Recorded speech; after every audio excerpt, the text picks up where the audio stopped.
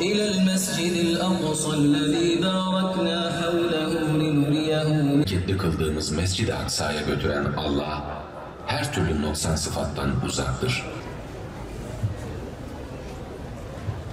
Kutlanan Dünya Kudüs Haftası'nı bu yılda çeşitli etkinliklerle kutluyoruz. Türkiye'nin birçok şehrinde Kudüs sevdalısı halkımız bir araya gelip kitlesel basın açıklamaları yapmaktadır.